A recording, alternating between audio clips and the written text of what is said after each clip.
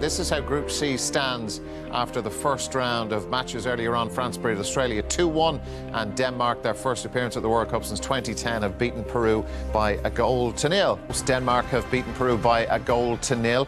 Richard, did Peru deserve something out of the match? Absolutely, yeah. They were brilliant. They played attacking football, they played nice football, they created plenty of chances. They just never had that final ball, I think. But yeah, they got punished for one mistake. They let Eriksen into the game for 1 minute, and then that he took advantage of it. And yeah, they look like they'll trouble France going forward, and they'll have more opportunities to continue in the competition. But Eamon, that's that point that Richard makes, that you made earlier on about the final ball, that from early on they just couldn't get it right. Yeah, that's right. And they had two good chances. They weren't clinical. But like Richard, I admire the way they play. Played lovely football right to the end. They never resorted to lumping it. They took responsibility, just lacked a bit of quality in the final delivery of a pass or the shot on goal. They had two really good chances. Kasper Schmeichel made one very good save, and they missed a penalty in the first half, don't forget. You know, so overall they'll feel sore. And I think Denmark will feel extremely relieved. And you could see at the end of the game, the Danish players all hugging each other. We got away with one there, guys. We dodged the bullet. But it was a good game of football, and I enjoyed it. Damien, what did you think of Denmark? Workmanlike. Listen, they're a tough team, and the most important thing, they know how to win football matches. They're unbeaten in 16. We obviously know them well. They hurt us. That's why they're at the World Cup. But listen, they're not a pretty watch. We've touched on them before the game, half-time. Eriksen, the one bit of space he gets in today, and he gets an assist. But otherwise, you know, Peru were the better team. Feel disappointed for them. Feel disappointed for the people of Rathmullen in County Donegal. They'll be drowning their sorrows tonight.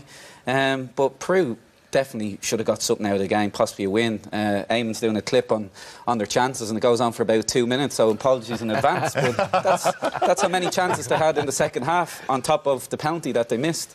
And by the end of it, it's like they didn't even believe they were going to score. Great positions. But they just look rattled ever since the penalty miss. Yeah, and I suppose, Richard, when you look at Denmark, and you know, you highlighted where Eriksen loves to do his stuff, and everybody all over the world knows about the guy. But you know, Peru did a good job on them at times during the first half. But for teams playing Denmark only need to get it right once, really. They only need to get him in that position once, and he'll do damage. Yeah, and that's it. And we talked about at half-time how compact Peru were, and there was no space for him, and you could see the frustration in Eriksen. But then, within the first 10-15 minutes of the second half, there was a couple of opportunities for him, and it started to spread out the game. And like you say, he gets that one real good opportunity, and he had two options. He chose the correct option, and he created a one-on-one which Poulsen finished lovely, and that's it. You can stop him, but you know, as soon as you switch off, that he's going to take advantage of it, and that's, unfortunately for Peru, that's what happened to them. The other point, Eamon, as well, you know, Peru's first match at the World Cup in 36 years, and so much made of that, and, you know, 50,000 Peruvian fans in the country. Like, you know, as the game went on, they missed the penalty. The reaction of the players going around Cueva at half-time was very, like, it was touching to see, but it was like, should that not have been done in the dressing room? My point is just about the emotion was so high and the pressure was so intense. Yeah, well, you know, the emotion of being at the World Cup, they've got 30,000 Peruvians or 40,000 in Russia. You know, the responsibility of that. The dream's gone in such a dumb way. It was a bad penalty miss. It didn't get anywhere near the target. But they maybe needed to start Guerrero, who's their captain, their top scorer earlier, but he's been serving time for a drug ban. And, you know, it's kind of tough. I think Denmark are nothing. Without Eriksen.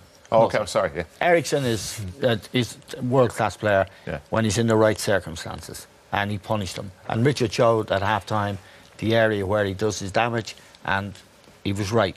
So that's good analysis. And he got one shot at it in that space, and he killed them.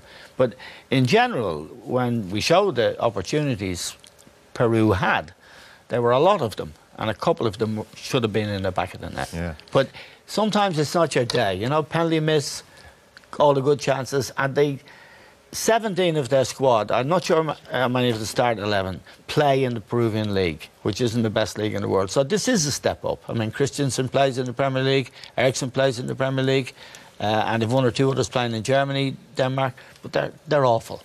They're a poor team. They still won the match, though, with their world-class player.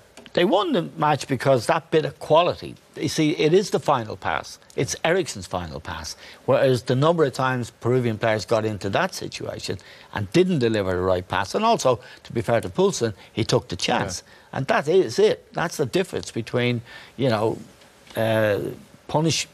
good players punish it.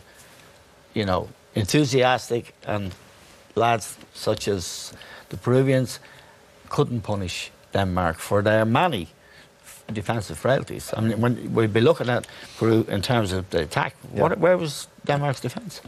Yeah. Damien, do you think Denmark are awful?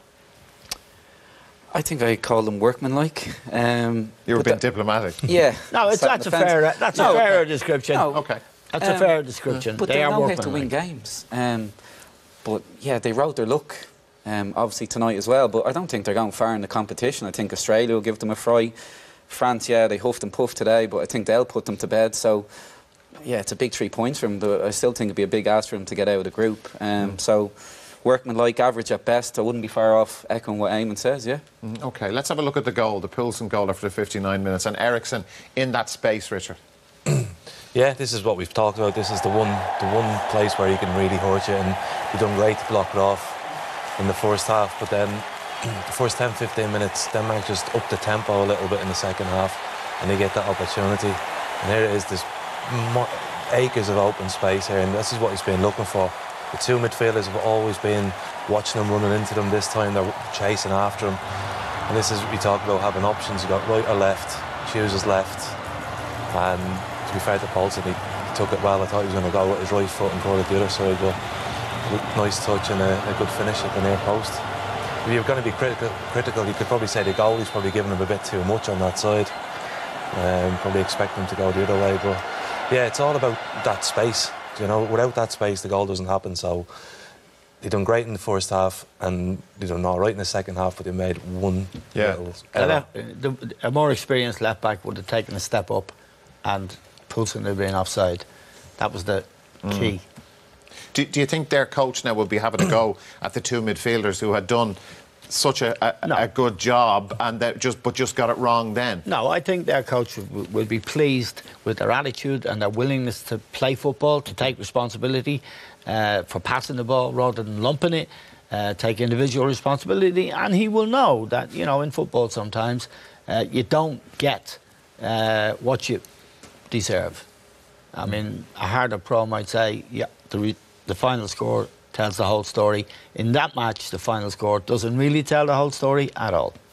I think their manager, I think he will be pleased with the way they played, and them 2 midfielders and the way the whole group is set up. They're quite naive, so they look like they just want to get forward. But when he watches that goal back, I think he will highlight the fact that, listen, I'm all for enthusiasm, but one of us at least has got to sit in the hole to protect us. That was the game plan, and just for that split second, they let it go, and that's where the trouble came. What do you mean about naive? Well, they just play with freedom. You know, they just play with freedom. They play to win. With Denmark, Denmark just play. They don't care how they win. Okay. Peru want to win. They want to win with a style. So they will all go gung ho. They will all attack. They will all try and get on the score sheet and stuff like that. Whereas Denmark just do the job. They wait for that one moment to win the game, and that's what's proven successful. It's the mentality. I mean, the one world-class player on the pitch won the game, really, in a moment. And he's playing in the Premier League, and he'd command a very big favours on the market. He scored a hat-trick in the Aviva against us, and that's what class is. You don't need 2 chances to win it. You need 1.